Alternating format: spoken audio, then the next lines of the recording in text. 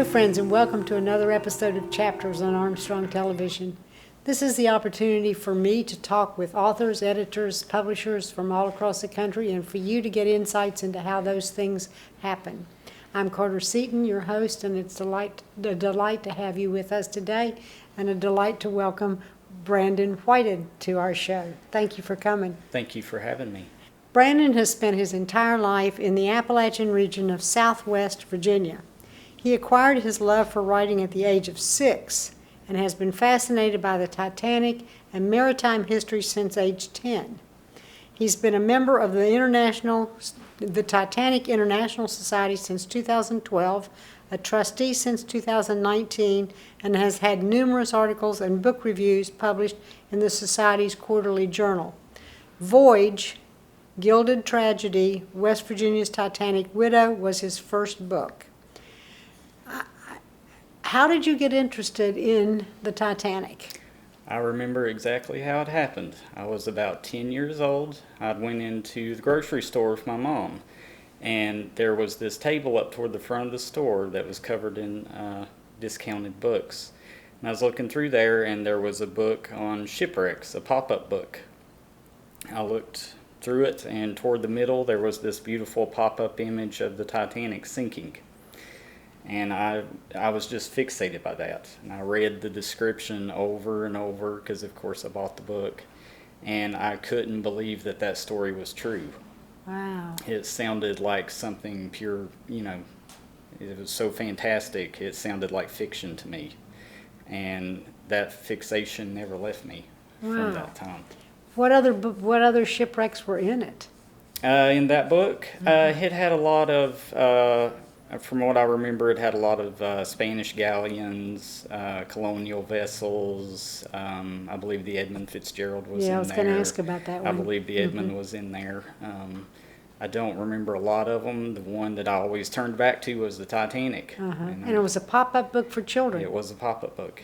Yes. That's fascinating. That's what started it. Well, your book fascinated me because as a lifelong Huntingtonian, that shouldn't be a surprise. Right. And I had heard briefly some of the story about Eloise Smith and was really blown away when I read a connection to actually my great aunt.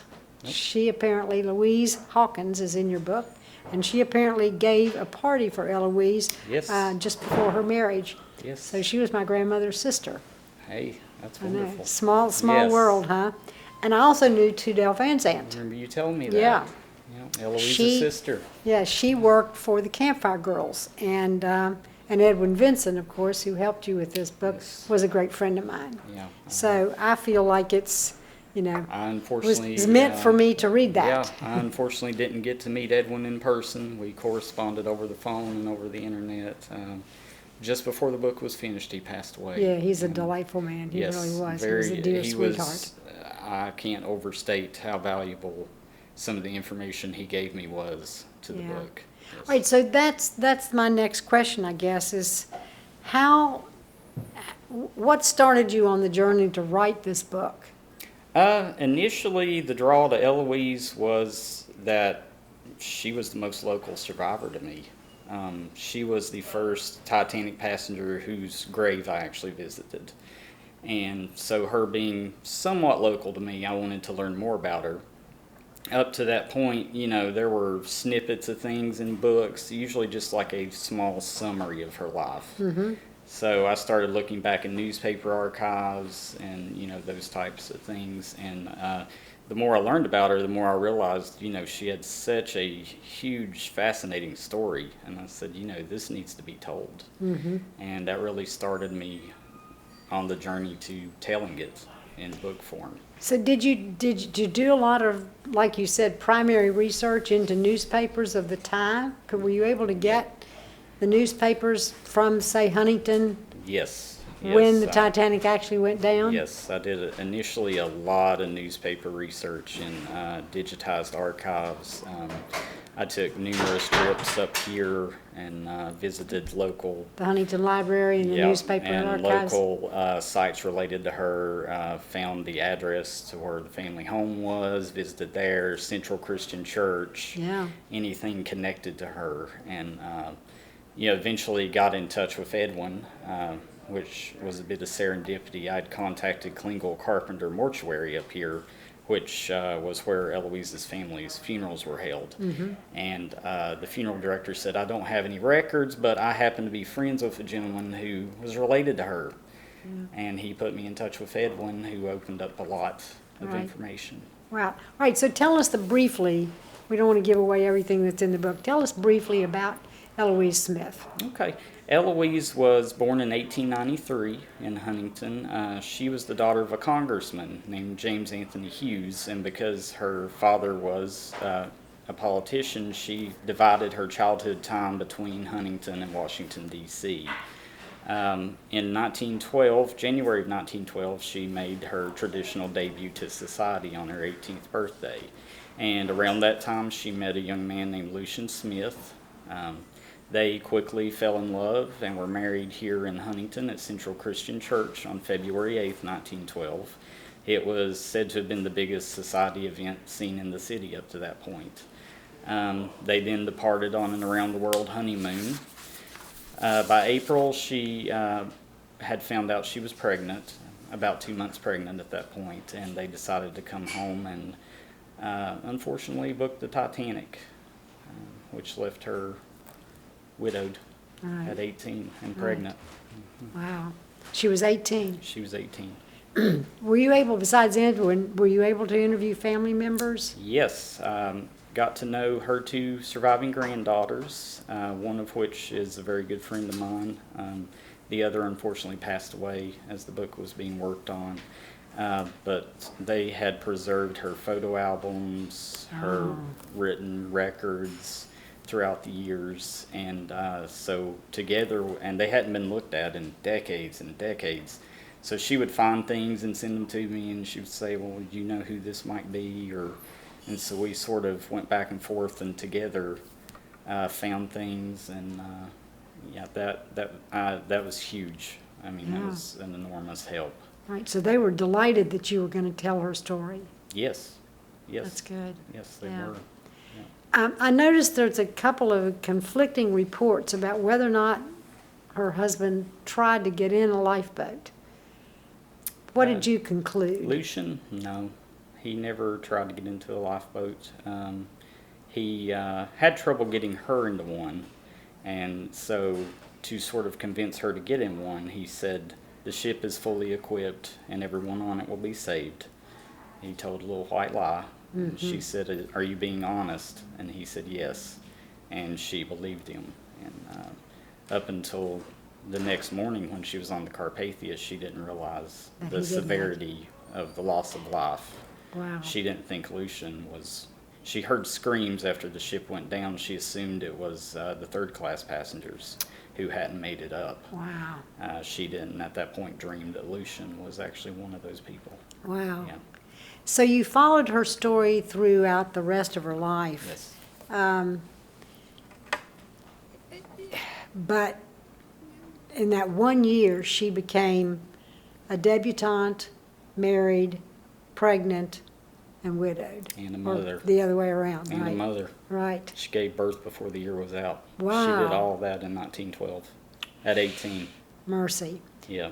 So that pretty much does make her a tragic figure. I understand the Extremely. title. She Yeah, the title. summarizes everything that is tragic about the Titanic story. Exactly, right. Where'd you get all the pictures for the book? The majority of those, easily 95%, came from the granddaughter, who had all the photo albums still preserved just as Eloise had put them in. And there were many, many more than what's in here, but those Yeah, are kind those of are the best. the pick of the cream of the crop. Yeah, those were all from her, except for the ones taken locally, which I took, and a few that were found in archives. Yeah. Tell us a little bit about the rest of her story. I mean, that you can't. Your life doesn't stop at 18. It's, Right. You know.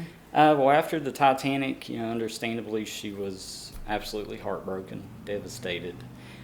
What's unique is she ended up marrying another Titanic survivor, a man from Richmond, Virginia, named Robert Williams Daniel.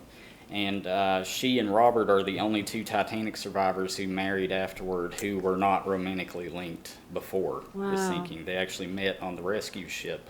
He carried her down the gangplank from the Carpathia and handed her over to her parents.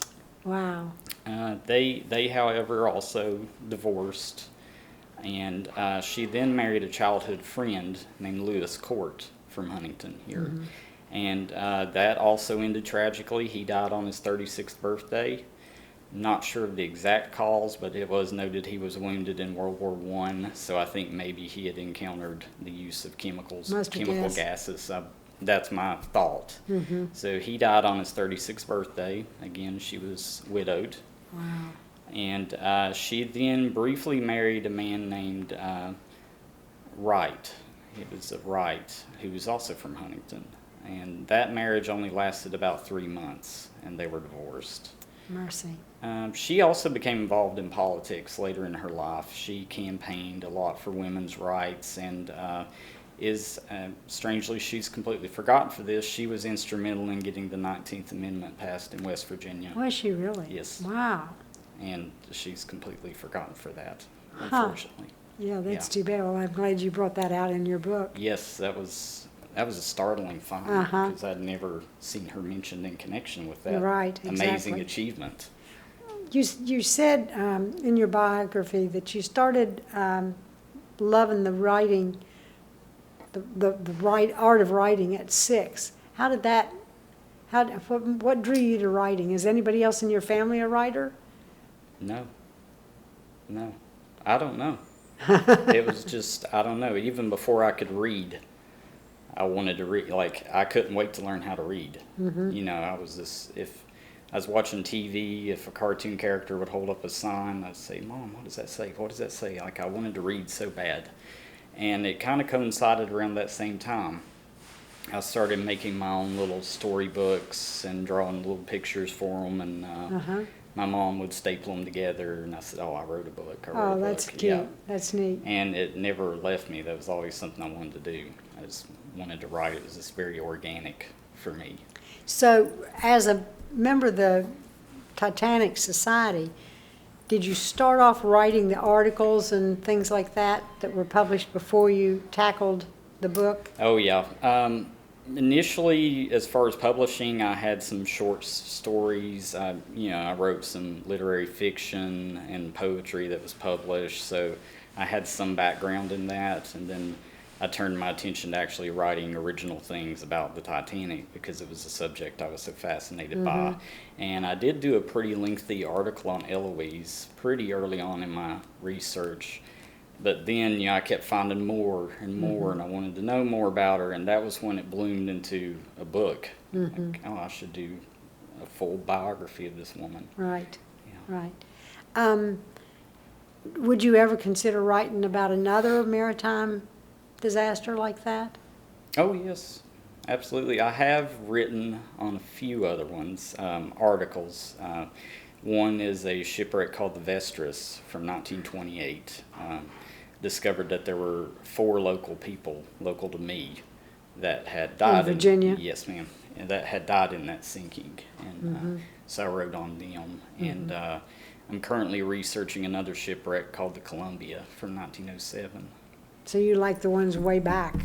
Yeah, not Like not the- exclusively, but I do tend to go back to that time period.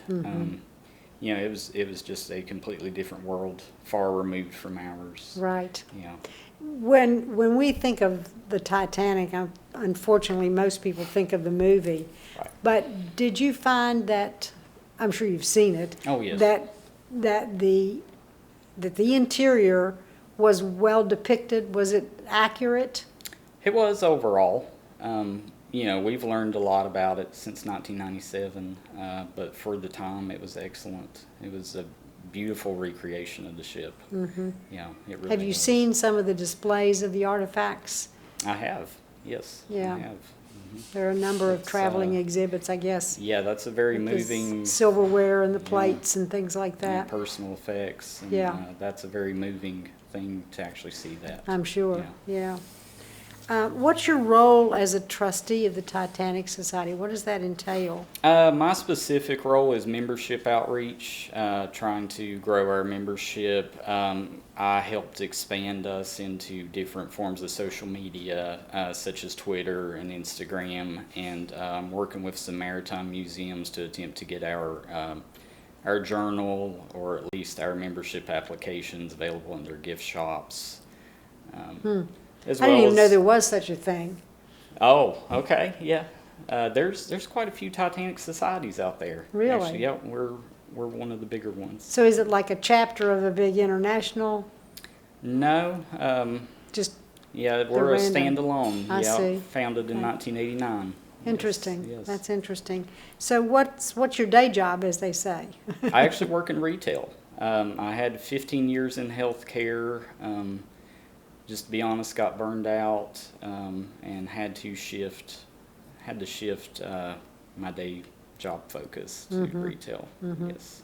What did you self-publish this, or was it easy to find somebody that was willing to publish it? I had it professional. I had it edited, and I had some response from several traditional publishers, but self-publishing's changed so much recently. It used to kind of be a stigma attached to it. Yes. But really, it's more beneficial to the author in a lot of ways to self-publish. So I did go through Lulu for this. Yes. Yeah. Did you find that to be a pretty simple process for you? I did. It was at the time, which I had, thankfully I'm friends with a lot of authors who could kind of help me with things, because I'm not as technical minded when it comes to all that. Yeah. What are you writing now? Anything in particular? I'm working on a few articles. One is on the sinking of the Columbia, which was from 1907. I'm working on that. I've managed to track a few descendants of several passengers on that. And Where was that? that took place in Washington State. Okay. It was a steamer that traveled from Portland, Oregon to Washington State and San Francisco. What caused it to go down? It actually collided with a schooner Ah. in a thick fog, Wow. and killed 88 people, including every child on board. Mercy. And it's what draws me to it. It's completely forgotten today. Nobody's heard of the Columbia. Yeah, that's what I'm drawn to. Is I was going to say, that seems to be what you're attracted Yeah, to, is the stories I always that want to they've tell a always story. forgotten. Yeah, I want to tell a story that's not been told. Yeah, that's I my main understand. focus. Yeah. What about the Edmund Fitzgerald? Is that a story that's worth pursuing, or is that so far back that... I think it's a very interesting story. There's been some good books on it. Yeah, I don't know a lot about it. I remember watching some documentaries on it as a kid. Yeah, do you remember the song about it? I think the Kingston... By Gordon Lightfoot. Yeah. Yeah, Yeah. absolutely. Absolutely. Yeah. Yeah, about the kid who tried to, stop up the hole or something in I it? think so, Yeah, yeah. right. Yeah. What was your favorite part about writing this book? Probably, the finished result, knowing I had told her story. Hopefully I told it well, and she would be proud of it, but really showing that she's not forgotten and ensuring that she's not forgotten. Yeah. That's the best part, I think. I think the fact that she never really had another relationship that was solid and lasted is also another tragedy in her Yeah. life. Yeah. I wonder if it was because of the overshadowing of what happened to her on the Titanic and the loss of her true love, if you want to call it I that. think it was. Did you come to that Yeah, conclusion? I don't think anybody could. I don't think anybody could replace Lucian to her, and I think it's telling that she's buried under the last name Smith. Yeah, even though instead of her. instead of Court, or she had 3 other husbands, but she's buried under Smith. Her death certificate was filled out widowed rather than divorced, Wow. though she was divorced the last time. Yeah. Last name given is Smith. And what became of her son? He lived until 1971. He lived in Florida. He was very quiet as far as, his Titanic history. There's actually a great story that his daughters, whom I befriended, actually didn't realize the connection until one day the older daughter, Kathy, had to do a book report, and her mom said, go into her bedroom and find a book to read. A few hours later, she came out and said, Mom, why is Dad's family in this book? She had chosen a night to remember. Oh, my word. Just on a Wow. whim, chosen a night to remember. And that was when the truth came out. Boy, now that's a coincidence. Yeah. That And was, he never had mentioned it to No. them? Never said a word? He couldn't stand it. For goodness sake. Yeah. That is yeah. It was not, no. It was too painful. Now, did you read that book? Oh, yes. Yeah. Yes. You think it's pretty accurate as to? We've learned a lot since then. It came out in 1955. But Yeah, it's an old one. Yeah, it's an. Was his name Walter Lord? Walter Lord. Yes, it's it's an absolute staple. It's a must-read if you're interested in the Titanic, even to this day. Yeah. What do we know now that we didn't know when he wrote that? We've learned a lot about how the ship sank. He had it, sinking completely intact, because at that point it wasn't known for sure if it had broken apart or not. We now know it did. We've learned a lot about the people, the passengers, so much. But really, he spearheaded all that interest, because up to that point, by 1955, there wasn't an interest. But he was interested in it from the time he was a young boy. So him writing that book really kind of kick-started what we now have. Huh. Yeah. That's interesting. Yeah.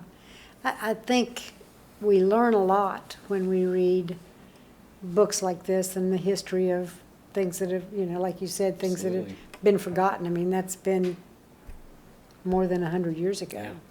Yeah. And, we just kind of forget those things, do. and we don't We move do.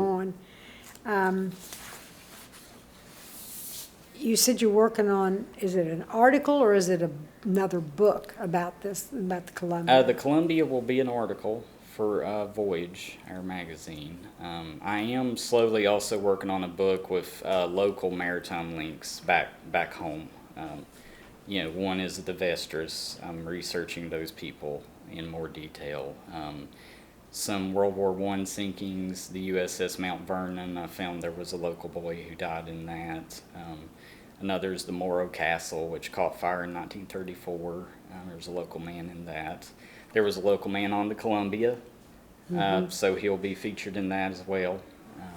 Now, are these people, shall we say, of an age that you need to hurry and get their stories Well, before? they're long gone. Oh, they're long gone already. Yeah, they're I long see. gone. All of these took place many, many years ago. Yeah. So how do you research that? You have to Um, follow up with their families? I try to contact families if I can. I go through newspaper archives, any kind of art. If they were in any way connected to, like for instance, one of the Vestris victims attended Virginia Tech, so I've went through their archives to find information on his time there. It's really at this point the archives. Yeah, try How much time did it take you to do the research? The primary research? for this. Yes. Altogether, I would say 6 years. Wow. So you've been working on this for quite a It while. was a long time. I started around March of 2012. The book came out in December 2019. So, Wow. yeah. Wow. Has it done well? It has. It's actually surprised me That's good. how many people have been interested in And it. how do we get the book? It's available on Amazon.com. Just search Gilded Tragedy, and it'll come up on there. And do you have a website in which it's promoted to? I actually do not. Oh, you don't? I actually Okay. do not. I'm not good at self-promotion, to be honest. Yeah, authors are like that, I'm Yeah, we're a afraid. little introverted, so. Right, right. I think that's all the time we have today, and I really appreciate it. This I is a appreciate you. fascinating story.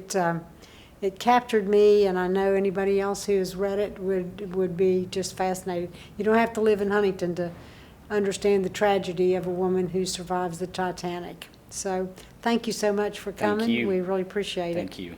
And I'm Carter Seaton, and I want to thank you for watching, and we'll see you again the next time. Meanwhile, stay safe and stay tuned to Armstrong Television for the news and views that impact you.